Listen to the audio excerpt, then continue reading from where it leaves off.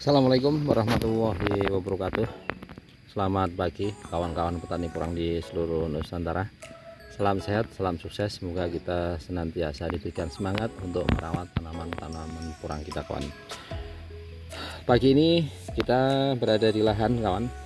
Kita ingin menunjukkan kepada kawan-kawan petani porang tentunya bagaimana tanaman porang kita itu terbilang subur.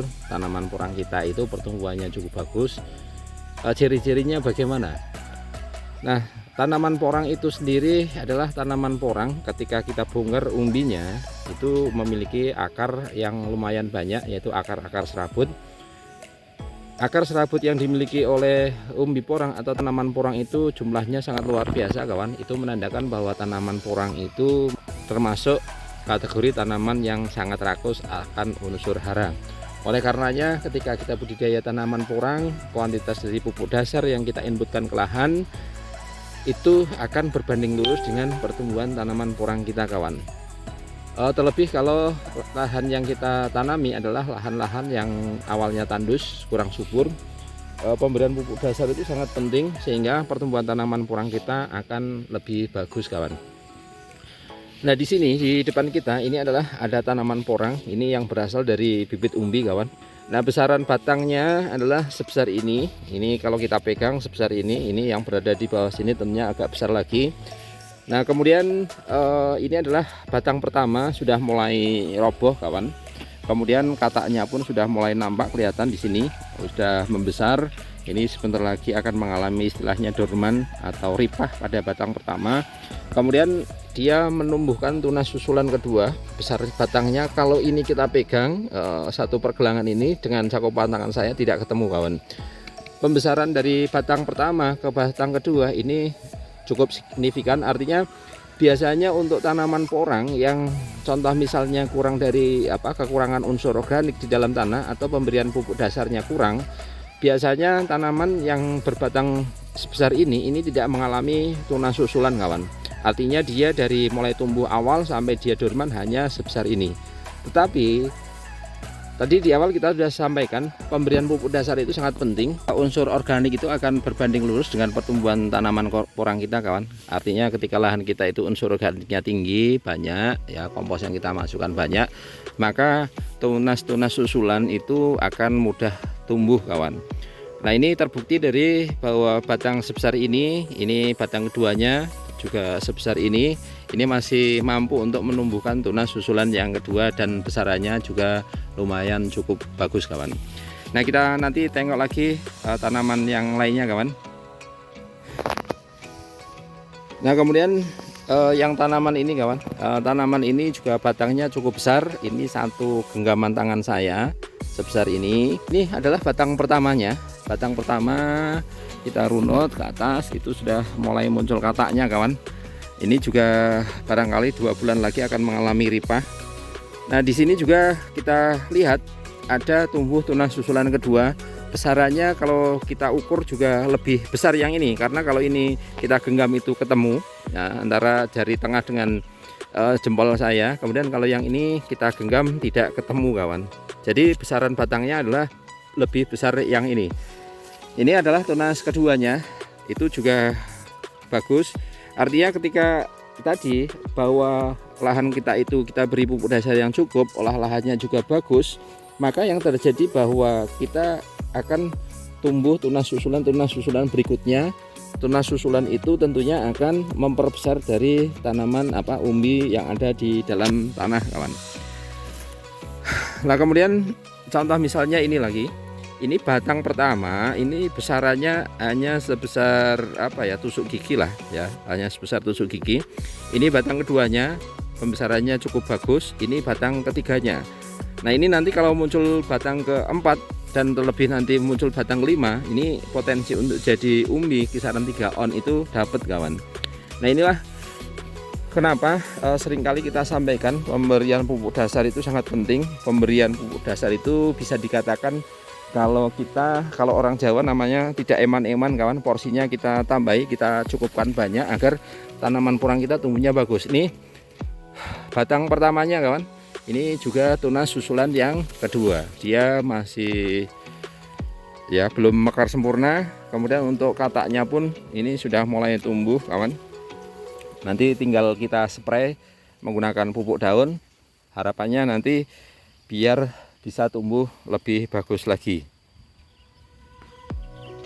Di sini juga kita akan memperlihatkan bahwa tanaman porang yang bisa dikatakan tumbuh sangat berdekatan kawan.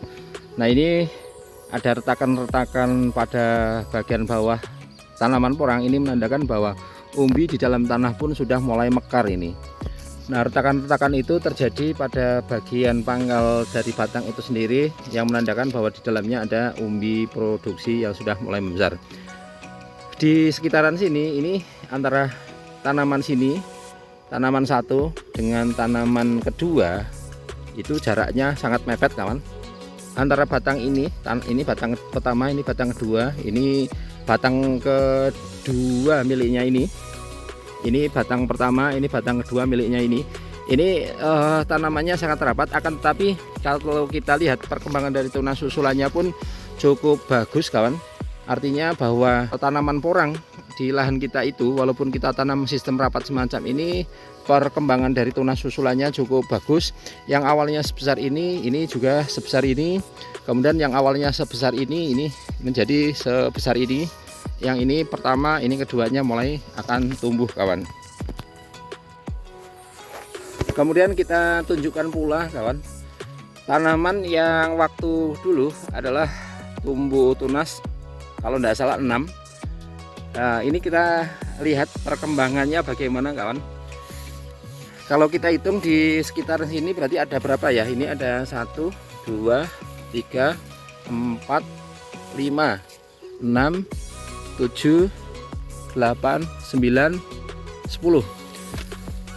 Saat ini sudah menjadi 10.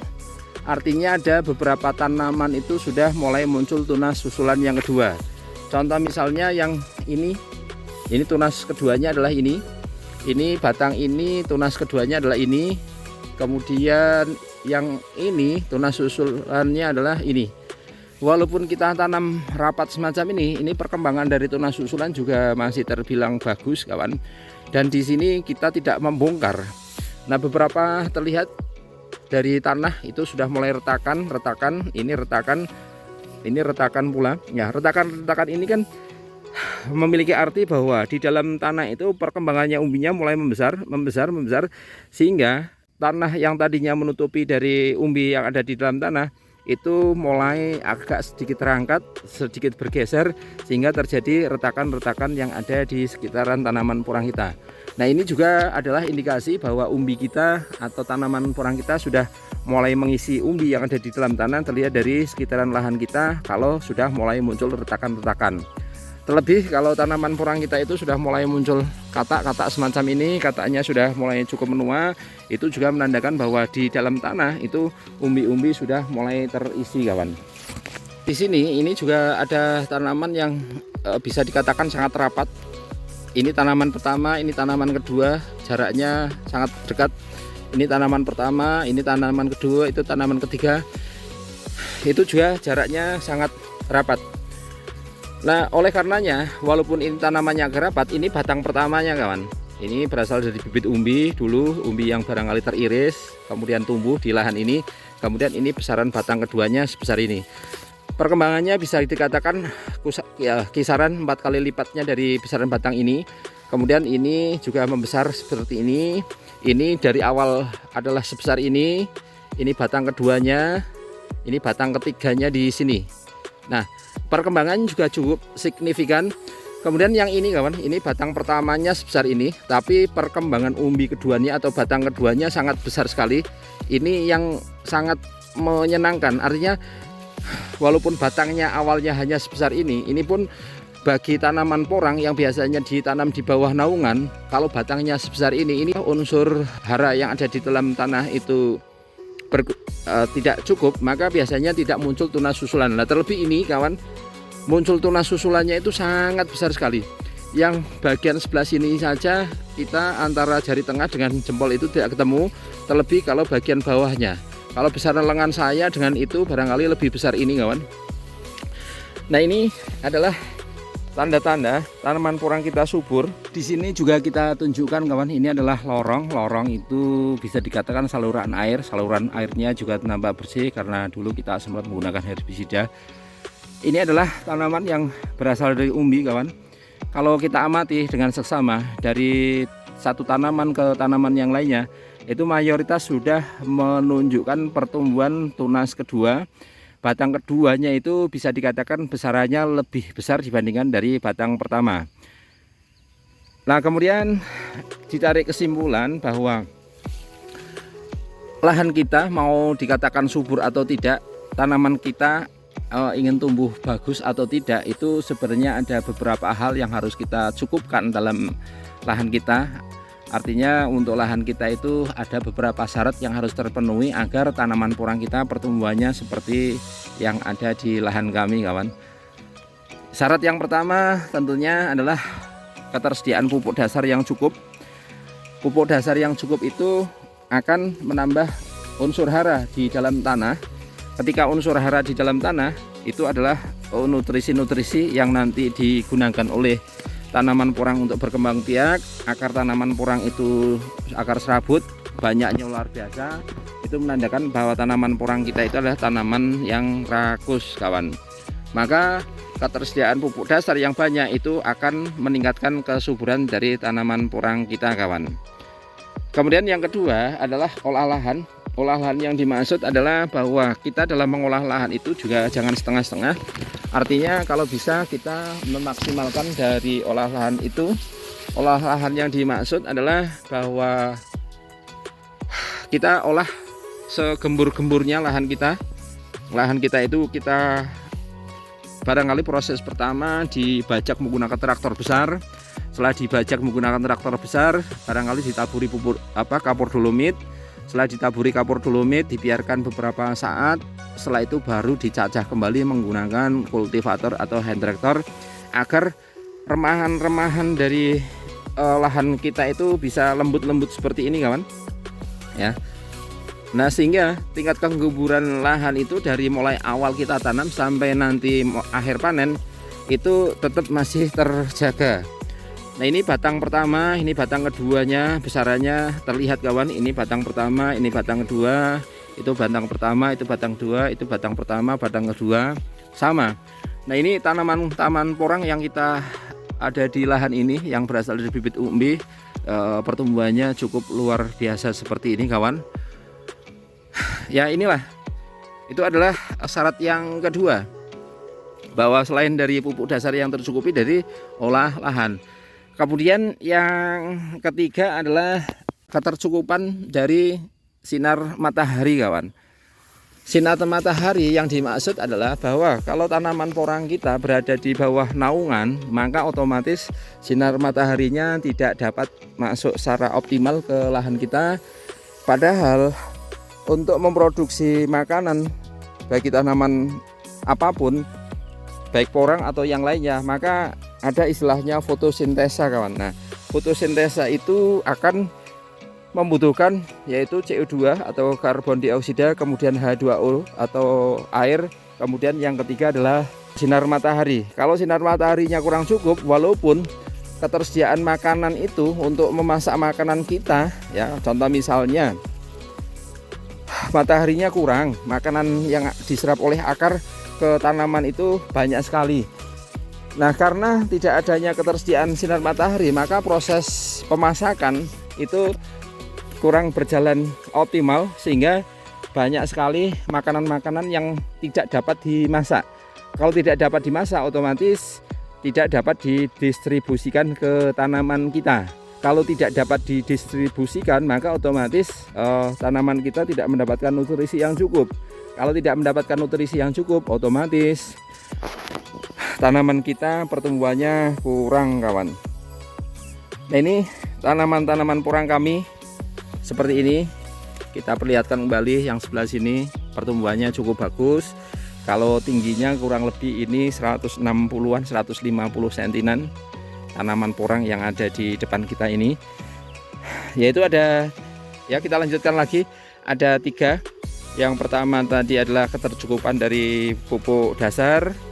yaitu organik. Kemudian yang kedua adalah olah lahan yang maksimal. Olah lahan tersebut juga ada unsur-unsur lain, yaitu ada kapur dolomit, ada macam-macam yang diinputkan ke lahan tersebut, kawan. Nah, kemudian di situ ada pupuk dasar yang berupa organik. Kemudian kalau kita tidak menambah yang namanya agen hayati, maka unsur organik itu tidak dapat terurai secara maksimal. Maka kebutuhan dari agen hayati untuk media tanam kita juga sangat penting, kawan. Selain dari sinar matahari, pupuk dasar, olah lahan, yang keempat adalah ketercukupan dari agen hayati. Agen hayati itu pernah kita sampaikan pada video sebelumnya. Ada mycorrhiza, ada trichoderma, ada lactobacillus, ada nitrobakter, ya, ada pseudomonas, dan macam-macam, banyak sekali. Nah, bakteri-bakteri tersebut tentunya nanti akan mengurai dari zat-zat organik yang ada di dalam tanah, sehingga seperti nitrobakter itu kan dia akan menambatkan unsur nitrogen yang ada di dalam tanah ataupun di dalam udara, kemudian dimasukkan ke dalam akar. Akar akan diserap oleh tanaman sehingga tanaman kita nampak lebih subur. Nah, itu salah satu contoh fungsi dari agen hayati yang kita inputkan ke lahan. Kemudian agar kita tanamannya lebih subur, yang kelima adalah bahwa kita harus mempersiapkan yang namanya istilahnya adalah ketersediaan air, kawan. Ketersediaan air itu biasanya ini terjadi pada daerah-daerah dengan MDPL rendah yang bisa dikatakan untuk curah hujannya sangat tipis. Maka harus disiasati dengan yang namanya ketersediaan air. Ketersediaan air itu kalau tidak terjadi hujan, maka itu adalah plan B-nya, dapat kita airi. Nah, kemudian selain diairi juga dapat menggunakan irigasi pompa, yaitu dengan cara sprinkle atau bigan atau yang lainnya. Itu lebih efektif untuk lahan tanaman porang kita. Terlebih itu adalah terjadi di awal masa kita tanam. Contoh misalnya kalau saya tanam di bulan Oktober awal, biasanya sudah ada hujan. Kemudian kalau sudah ada hujan beberapa saat setelah itu hujannya berhenti, padahal tunas dari katak itu sudah mulai muncul. Nah, apa jadinya kalau tidak terjadi hujan? Maka tunas tersebut akan mati, kawan. Nah, walaupun mati, itu nanti akan tumbuh tunas susulan berikutnya. Walaupun tumbuh tunas susulan berikutnya atau tumbuh tunas berikutnya, tapi yang terjadi adalah pertumbuhan tanaman porang kita akan terlambat, kawan. Lah, kalau terlambat otomatis ya hasil umbinya nanti kurang karena terlambat tumbuh. Nah, itulah beberapa hal yang menjadi syarat agar tanaman porang kita itu tumbuh subur, ya, tumbuh bagus. Adalah 5 hal tadi. Kemudian yang terakhir adalah dalam penanggulangan gulma. Nah, penanggulangan gulma tersebut dilanjutkan dengan yaitu pemupukan susulan, kawan. Nah, ada 7 hal yang perlu kita penuhi agar tanaman porang kita itu menjadi lebih subur, pertumbuhannya bagus. Dari batang pertama ke batang kedua itu pertumbuhannya signifikan. Dari batang kedua ke batang ketiga juga pertumbuhannya bagus, kawan. Adalah 7 hal tadi. Nah, kemudian untuk pupuk juga bervariasi pupuknya, kawan. Ya, ada yang menggunakan pupuk padat, kemudian ada yang menggunakan pupuk spray. Nah, tinggal kebutuhannya dan bagaimana cara kita mengaplikasikannya, kawan. Kemudian resum yang terakhir adalah,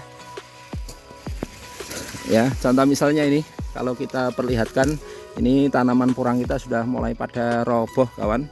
Ya, batang pertama, batang kedua itu sudah perbedaannya cukup nampak. Ini kataknya pun sudah mulai muncul. Ini batang pertama sudah mulai ripah, ya. Ya, kalau kita rangkup tadi pertumbuhan tanaman porang kita agar subur itu ada 7 hal yang harus kita penuhi.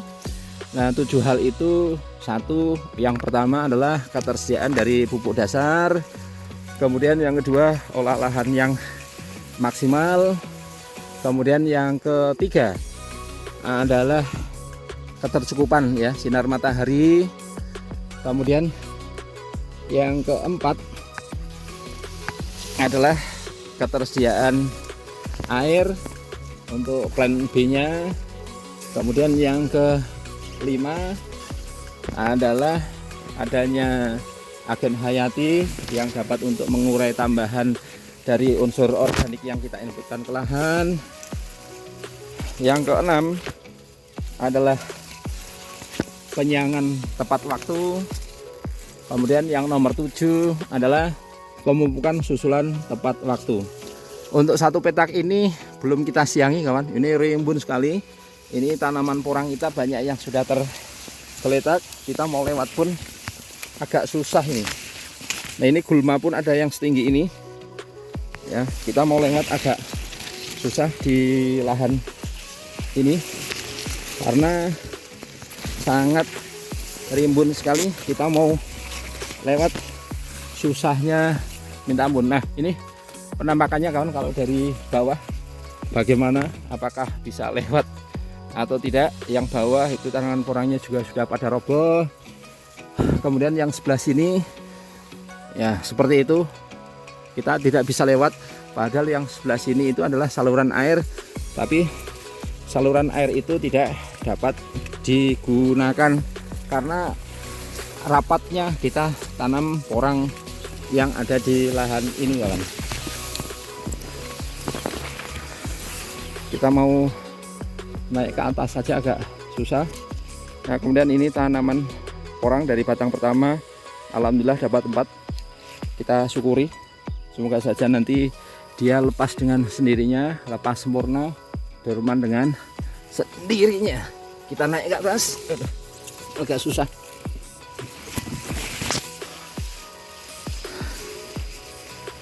Nah ini tanaman-tanaman porang kita yang dari bibit umbi kawan, agak susah memang kita lewatnya. Kita lewat samping saja agar tidak susah dalam berjalan. Ya demikian dulu informasi yang dapat kita sampaikan. Kita sudah sampai atas kawan. Ya demikian dulu informasi yang dapat kita sampaikan. Ini kita sudah sampai atas, agak lelah juga tadi menerobos di sela-sela tengah tanaman porang yang kita tanam secara rapat. Memang tujuannya agar populasi yang ada di dalam lahan ini memang banyak. Nah kemudian ada sisi plus minusnya. Salah satu sisi minusnya tadi untuk lewat saja bisa dikatakan tidak bisa, susah. Tadi kita lewat pun memaksa. Tentu ada beberapa batang tanaman porang yang roboh, patah atau yang lainnya, atau barangkali daun-daunnya sobek. Nah itulah info yang dapat kita sampaikan kawan. Semoga bermanfaat. Salam sukses, salam hormat dari kami. Assalamualaikum warahmatullahi wabarakatuh.